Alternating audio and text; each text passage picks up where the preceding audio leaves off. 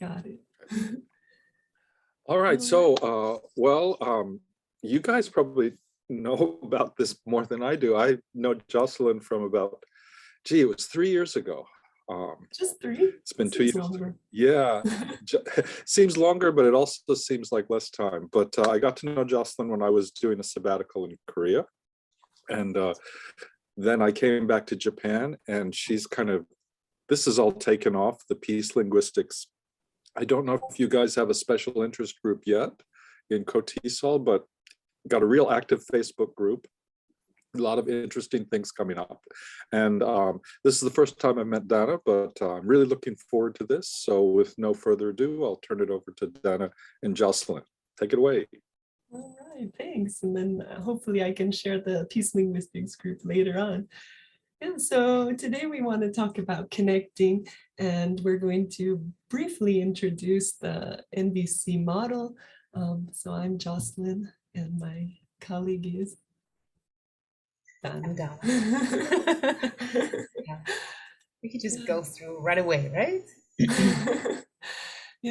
So we're going to start with a temperature check. Feelings are quite important in the NVC model. So we wanted to kind of just know how you're feeling right now.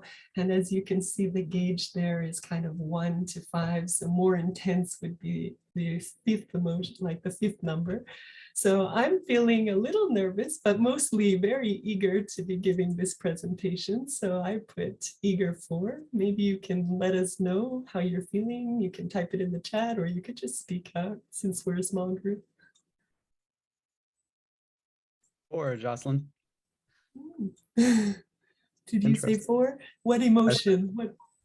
Yeah. I don't think it's on the screen here, but intrigued, Okay. interested. Intrigued. Okay, great. Yeah, this is a very limited list, of course. Oh, no, it is there. It is there. It's in the second column. Okay. Well, there are more extensive lists, but it's hard to read when there's too much text. So we went for a simple one. Great, I see trustful. Okay, great. Joseph. James, you put 4, but which emotion does that connect with? Oh, I think I'm kind of intrigued and stimulated right now, especially also from the last discussion too, and then moving into this one. So. Excellent, great. I hope we can maintain the momentum. So we'll be doing temperature checks throughout this session. Donna, Yes, I can say that I feel curious. This is something that I usually feel in the beginning of any session or any circle that I invite people in, because I never know how it's going to end. I never know where it's going to go. It's like an exploration for myself as well as for the people I invite into this exploration together with me. So today's topic is connection. And I assume that all of us have different experience with the word and just with the notion or idea itself. And we would like us to kind of explore together, what does this word or idea mean to you? We'd like to hear from you. Maybe something when you just say to yourself, connection, what comes up for you? And we invite your ideas, associations, experiences in the chat so that we can see what this connection, what is this about? Welcome, Dave.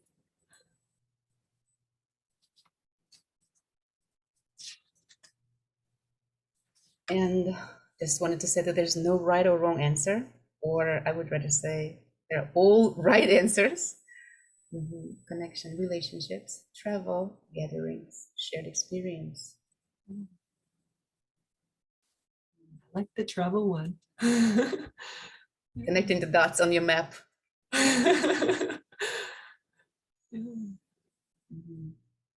And again, I believe that this is not something that we can have at this point. I believe it's this, and it's never changing. No, it's right now, I think, okay, shared experience. Tomorrow, maybe something else. So there is this dot, right, coming up. Okay, we or I don't have any answers for you, but what in this session we want to explore is how connection is supporting something that we want to have in our classrooms with our students. And we believe that It's supporting trust. And we need to click the next one. And safety. And when we create a safe environment for ourselves as well as our students, that we can have openness and we can have growth and learning that can be more effective. Okay. Next slide. Just briefly about myself, since 2016, I've been learning about training, practicing, and sharing NVC, in short, or nonviolent communication approach, and facilitating programs, workshops in NVC and conflict transformation. And right now I'm certifying as an international NVC trainer. And Jocelyn? Yeah, and I got into NVC because of Donna. So she was learning about this, and I invited her to do some NVC workshops for our reflective practice group in 2017. And I was so inspired by that I started to try to incorporate that into my teaching. And I even opened up an NVC course in my department in 2019. And along the way, I discovered peace linguistics was a field that I had never heard about. And I became extremely interested in that. And I created a Facebook group as well. And I met Kevin along the way as well, who's a guru for me in peace education. So yeah, that's kind of my journey. It's a process under construction, but it's a very rich one. Yes, and since we know it's gonna be like, what about 40 minutes something? It's a very short time together to talk about NVC in depth, but just very shortly, what it is for me, I can say that the process itself is inviting me to transform my own consciousness. Already feel like it feels big, right? Consciousness transforming, what? Anyways, and there are small things that are basic, like things that I say and I do, the habits of relating to each other like every day, and also myself included, based on connection that we're going to explore today. And the model of communication is quite simple. There are 4 steps, but it takes some time to get used to it, and it gets easier with practice. That's what I can say from my own experience. But it does take a lot of time, and we're still learning. So yes, the purpose for well, he said still learning. I'm sure I will be learning until I die, but yes, purposes of this workshop is to explore, that's what I like, to explore connection from NVC approach and also experience. Like my hope for this session for you, that you might touch on something like, oh, that's what this might feel like, some life experience for you. And we can't avoid talking about NVC without starting with needs. The idea, the concept, the assumption, for me, it's the core one. It's the lens that I try to, the prism that I try to look through now at life, is that there are human needs that sometimes are called desires or hopes or values that are universal for us. And when I say that, again, it's just like words, blah, blah, blah, blah, blah. So I invite right away to look at the list, which is, again, a short one, and just to look at it and try to see if there is anything at all that doesn't fit to your life. You look at, nah, I don't need that. Nah, no, cross it out, cross it out, cross it out. Is there anything at all that you would feel like, I don't want it?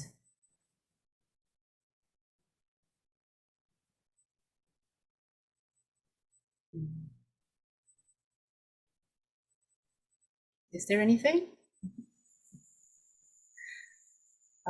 In my experience, like usually when I ask this question, people go through a longer list as well, and they go like, no, you know what? I want all of this, and I want all of this from the people I love. And if I ask, what about people maybe you hate or you don't like? Do you think they might want to cross something out? And I don't know, pretty much everybody wants the same thing. And the core idea is that those needs are the motivation for everything we do, everything we say, everything we think. Again, just an idea, and I don't want anyone to believe me.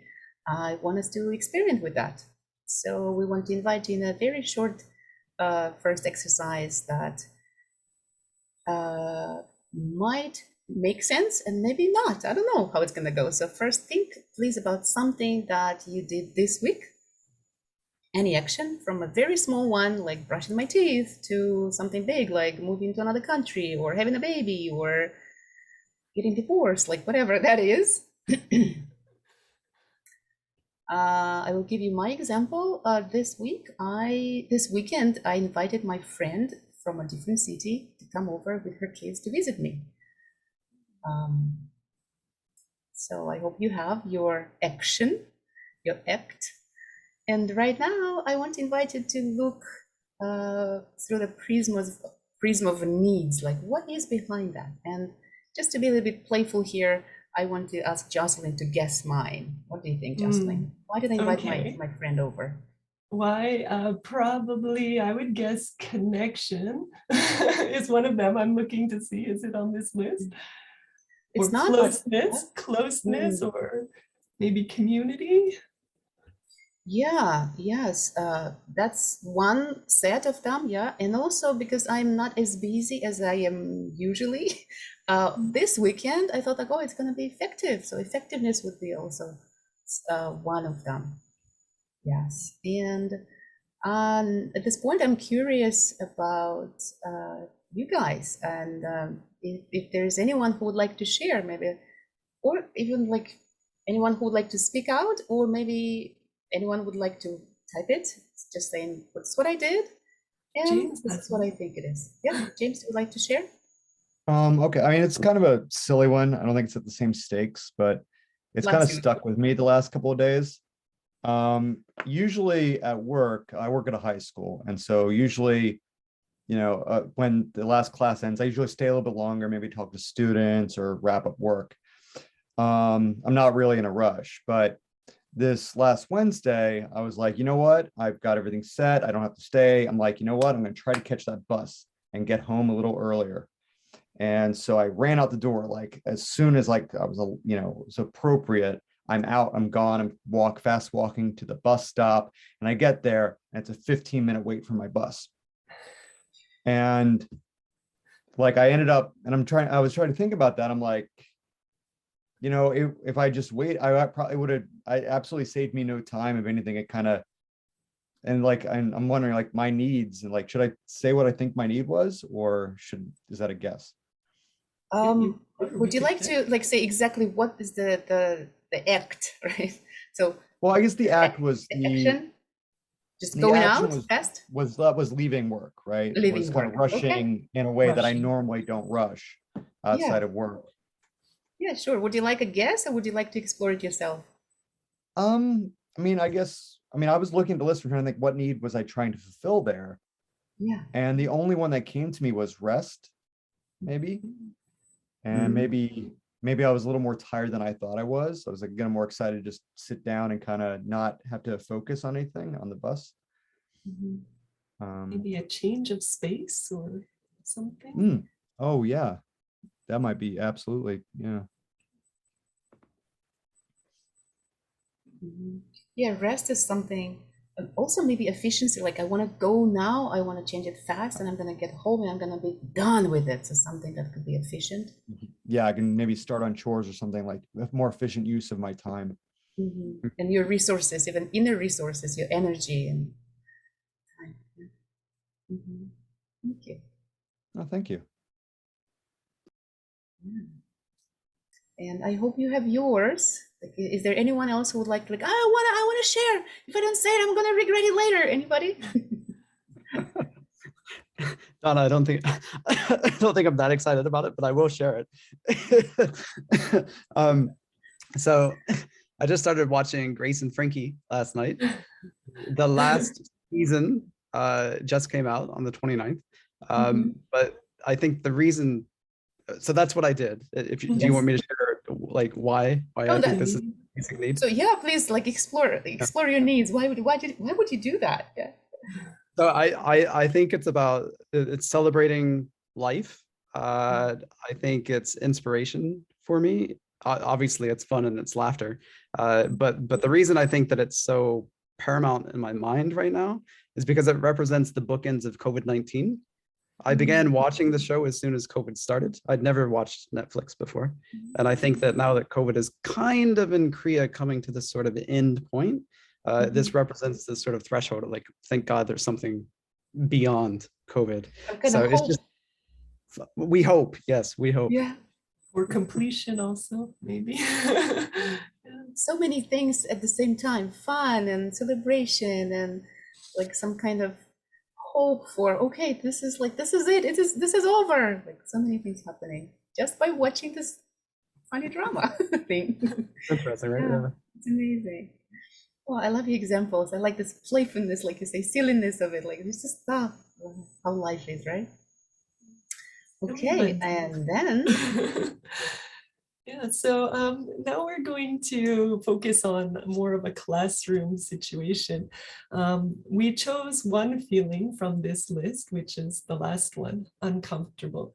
So we thought it might be good to reflect on a situation with our students that was uncomfortable. We don't encourage you to choose a very extremely uncomfortable situation, but one where you felt a little bit of discomfort and you are willing to share with that.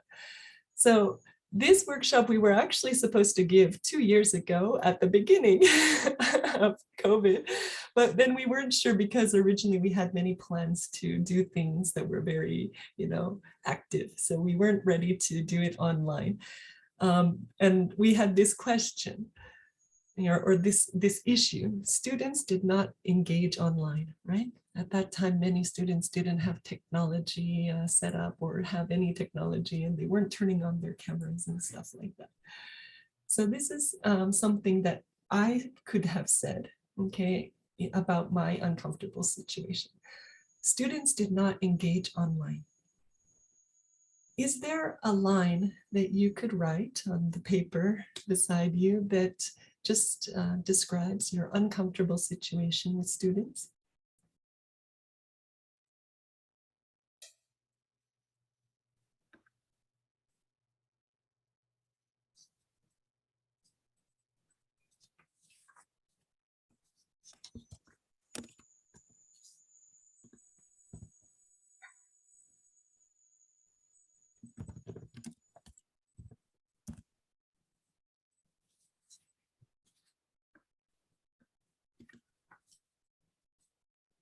now as you're thinking about it, I can imagine that maybe some of the things that you haven't experienced before, like even 1 minute ago, you were in a different state of mind, and then, oh, wait a second, some new feelings are coming up for me.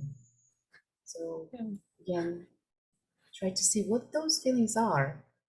So yeah, just thinking about that act or the words that you said might have changed. I remember, Joseph, you said you were feeling trustful, maybe level 4 at the beginning. And Paul, you said glad, level 4. Thinking about this situation, how are you feeling now? Oh, well, I'll go first, I guess. Yeah, I was trustful because I felt like, it's going to be an interesting presentation. I'm kind of putting my trust. So now I'm switching my focus to thinking about students and the problems I'm having. So I'd have to probably say overwhelmed. And it's interesting because we're face to face now, and basically I've done 2 years of online. Yeah, so my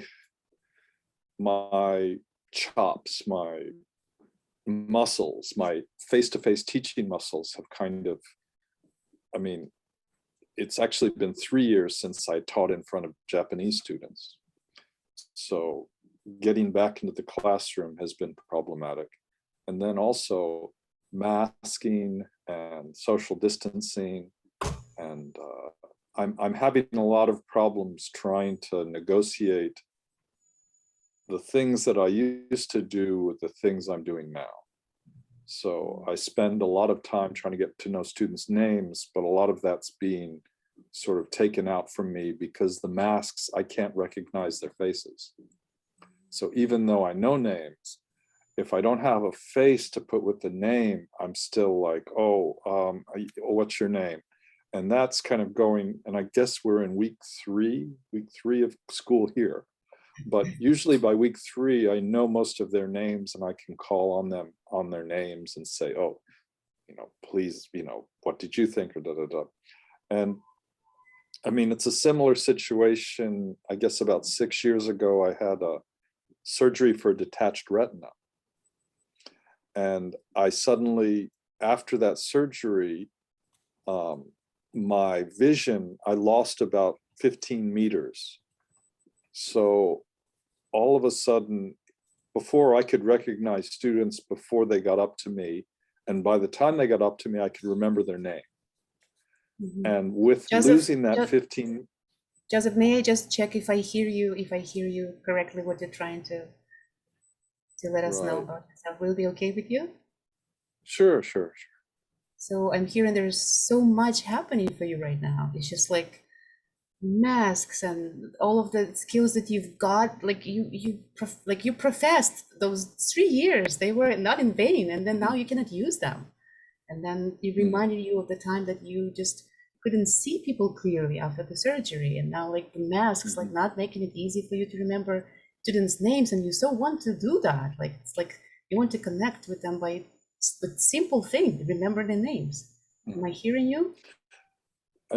That's true. And then there's sort of an extra, I mean, my eyesight won't get any better.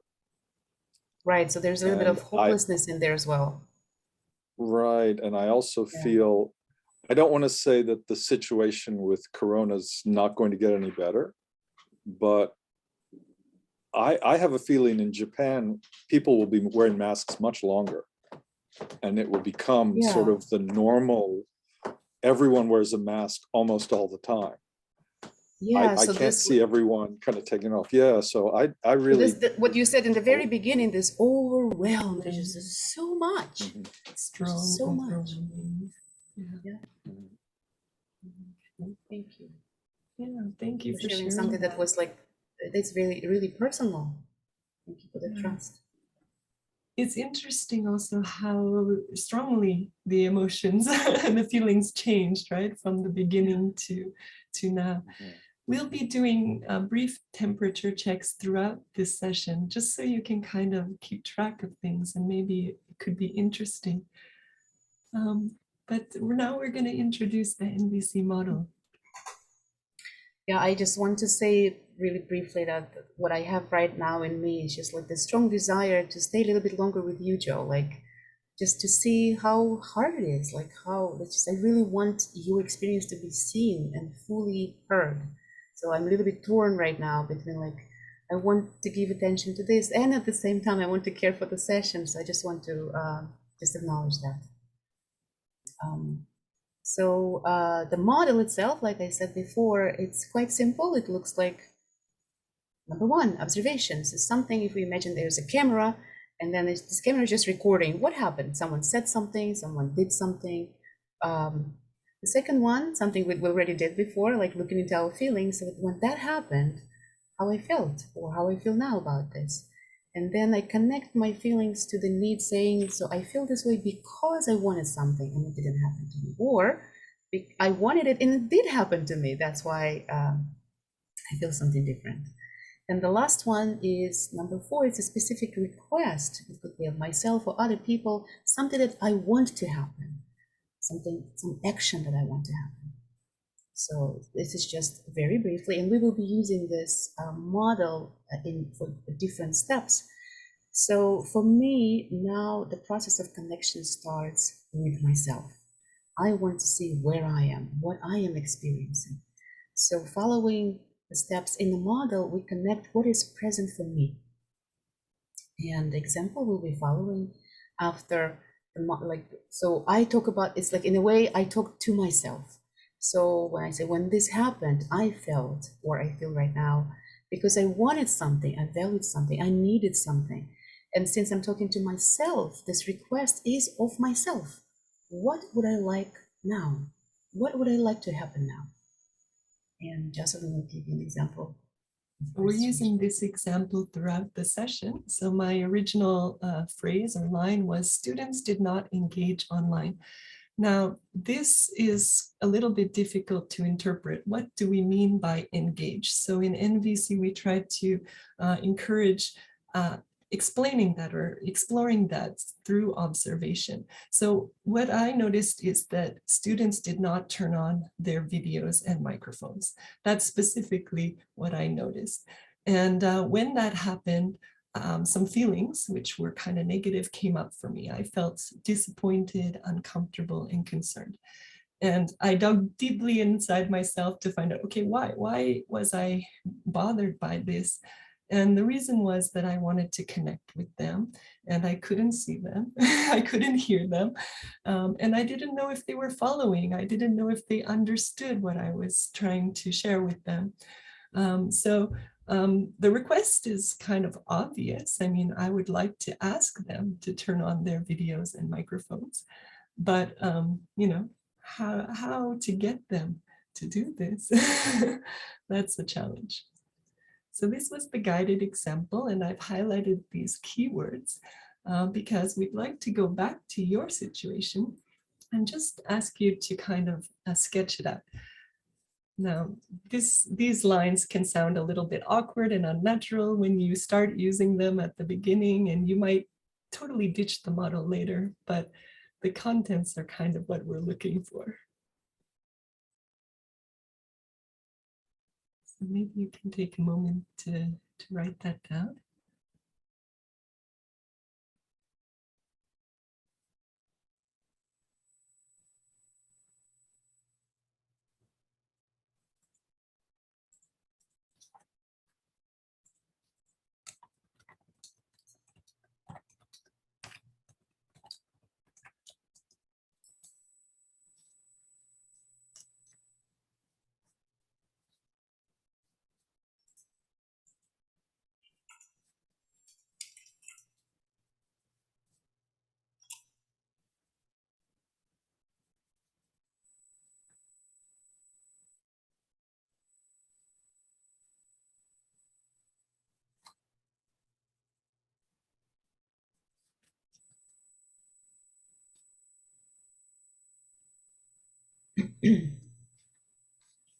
Does anybody need more time?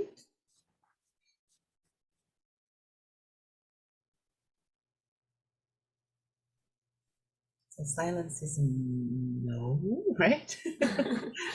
Means we're ready to move on. Okay.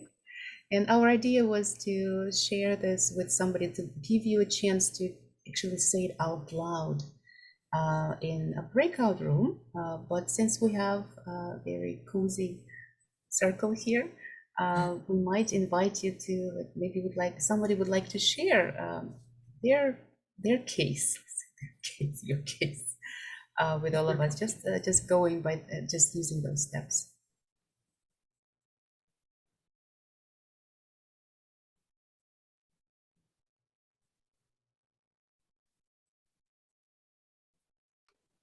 Okay, well, I'll go ahead and kind of restate what I said in this model.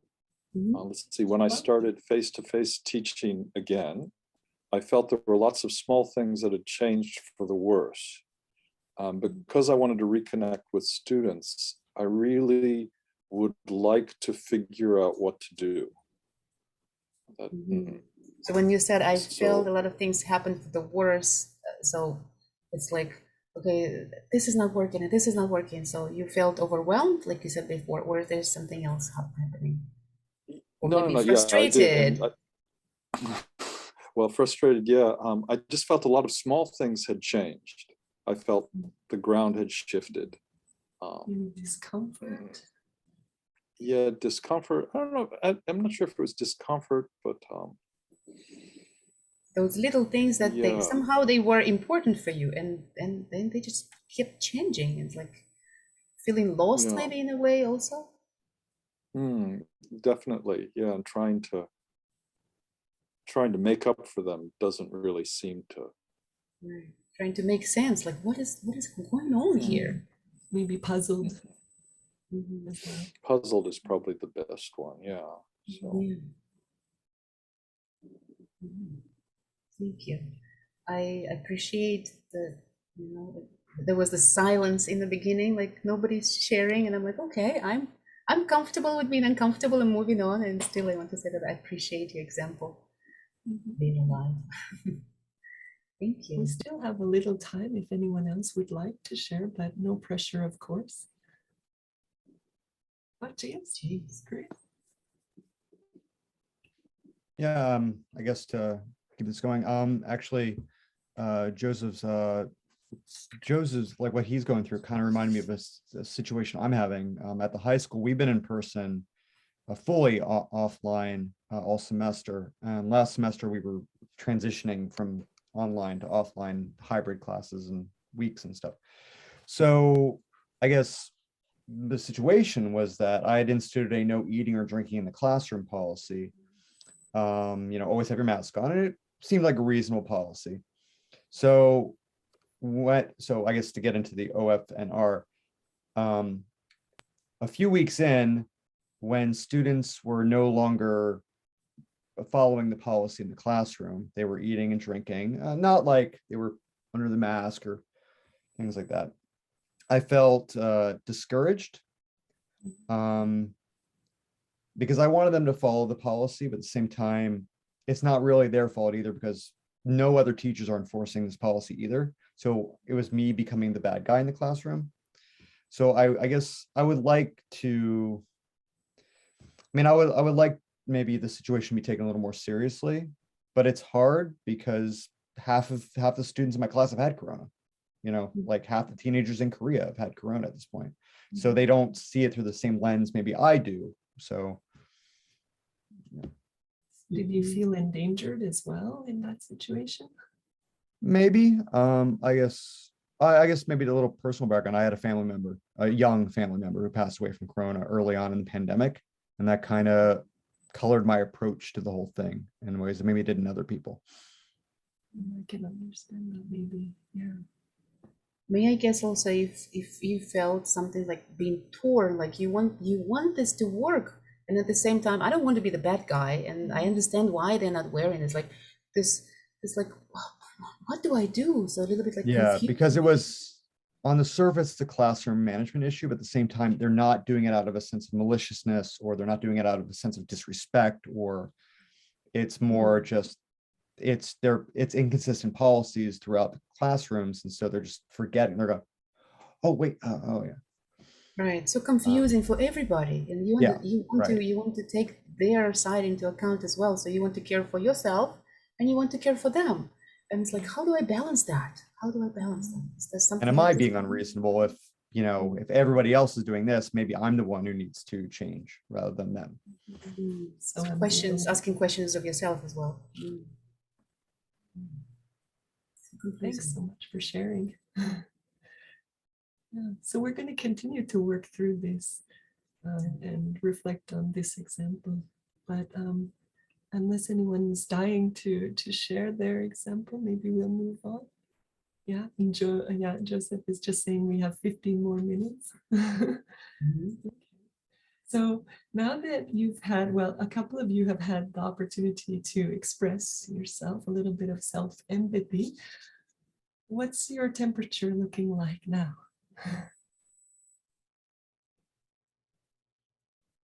If you didn't share your example, maybe at least the idea of working through the process might have also influenced your feelings.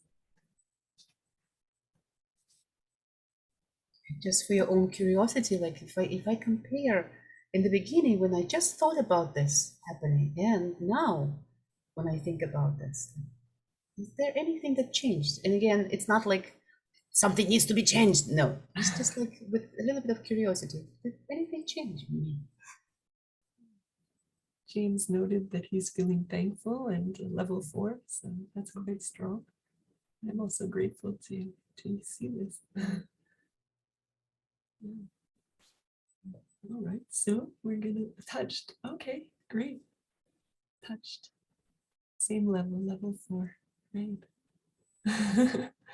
Jocelyn, I'll say I'm stimulated. I think the COVID theme that's coming through is interesting.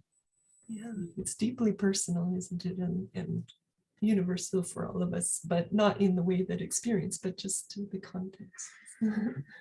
Yeah. Okay, let's move on.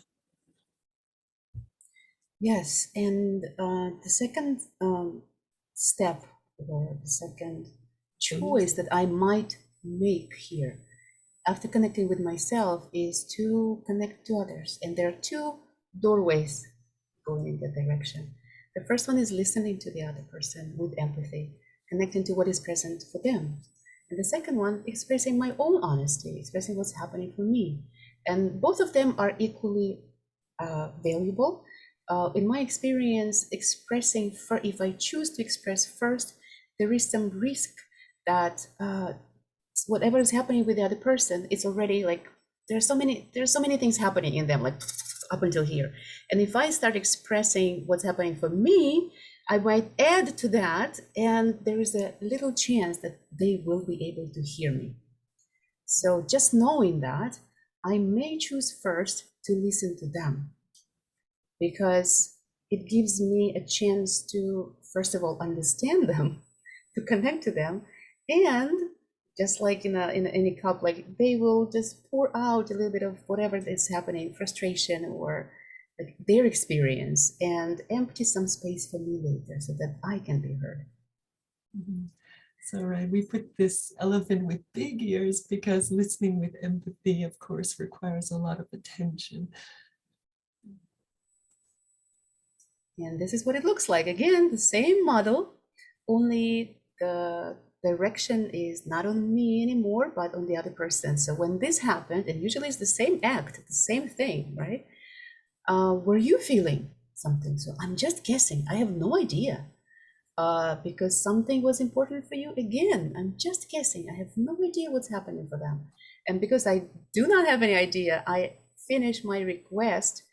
It's called a connection request. Is that it? Am I getting you? Am I understanding you? Is that what's happening for you? And at this point, many people can say no, no. And it's not like, oh goodness, I didn't get it. It's not a game of winning and losing by guessing right or wrong. Again, when people say no, I'm like, okay, they're leading me somewhere. They're actually leading me into their world, and they're saying, no, this is not what's happening. The other thing is happening. And I go, oh, that's what's happening. And this is a dance of guessing and getting the answers from them. This is how listening is happening. The example So, would be following. yeah, if we go back to the example using the same kind of frames that we provided before, I might say, so again, same observation. When you did not turn on your videos and microphones, but this time, were you feeling embarrassed, uncomfortable, or bored?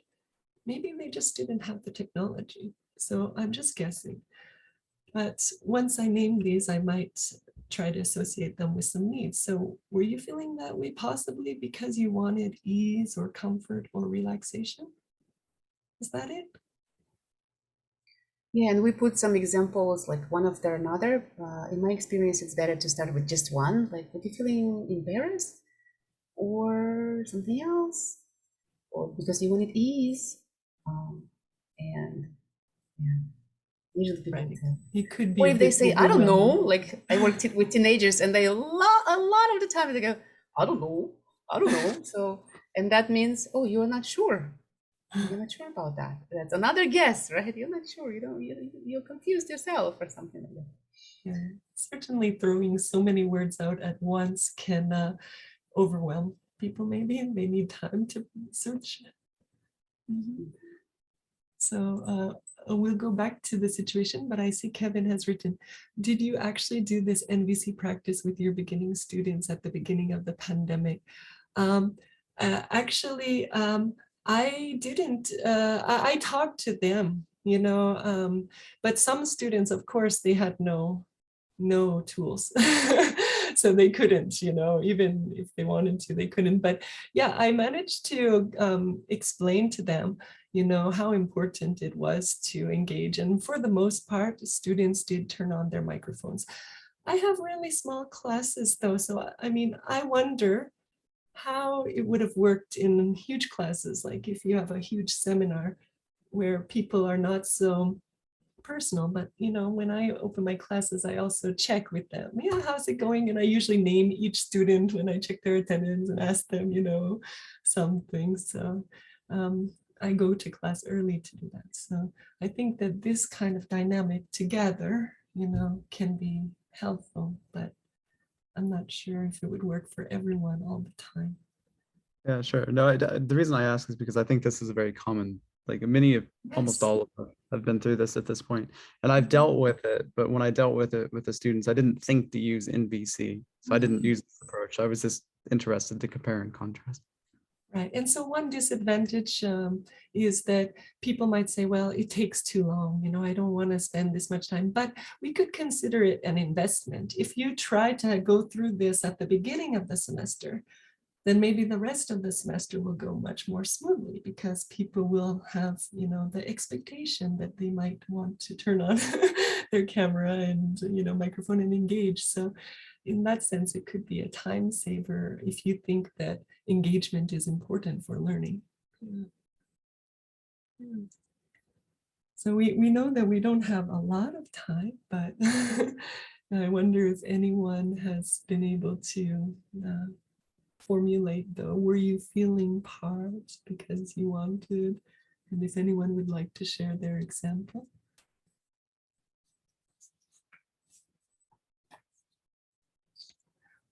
Or at this point, maybe we can just do a temperature check and see, having identified, possible feelings or needs of students. Are you feeling any different?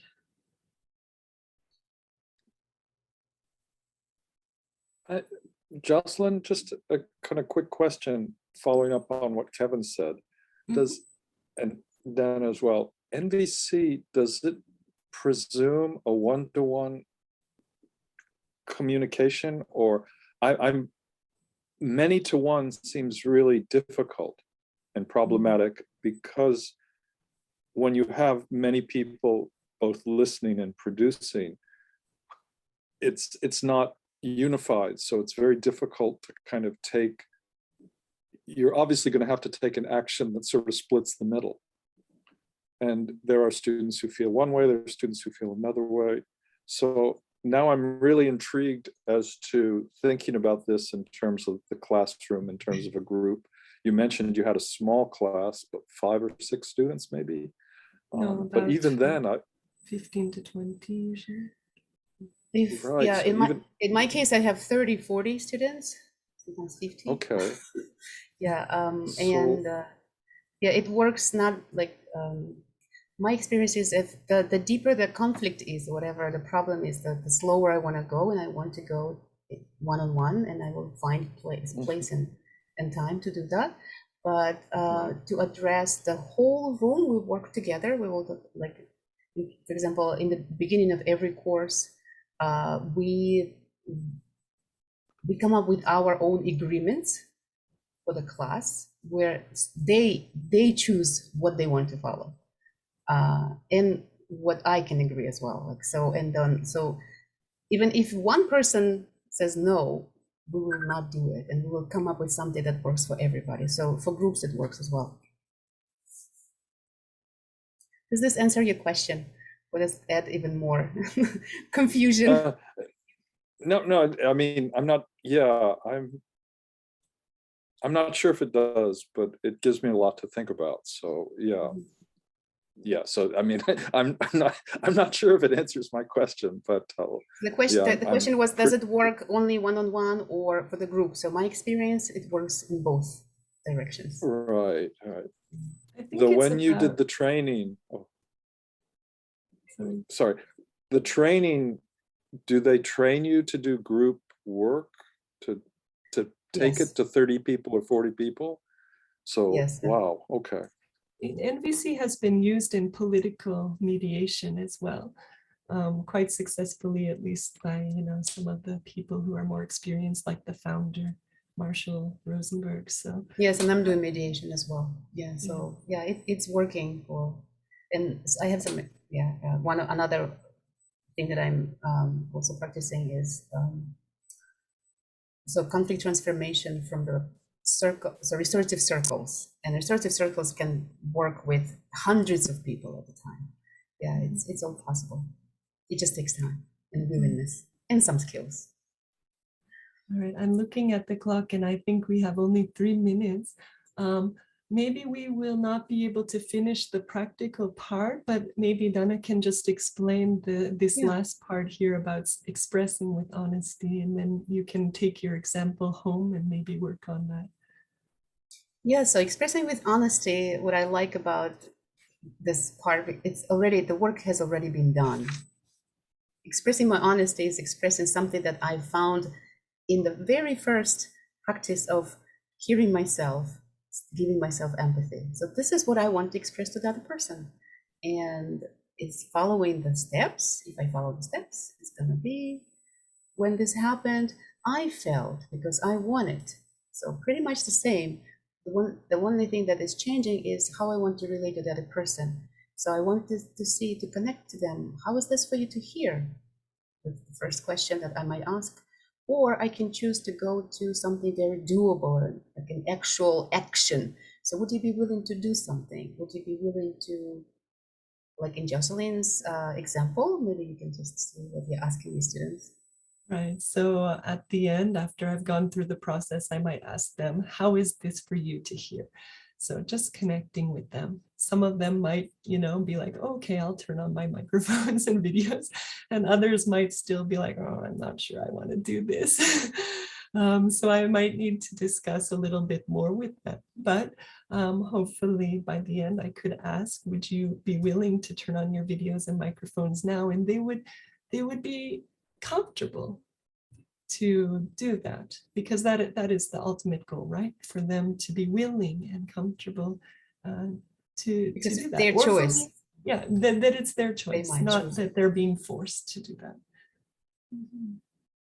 So this was my example. Now, what we were hoping is that you might also add in some questions at the end, and then do a visualization.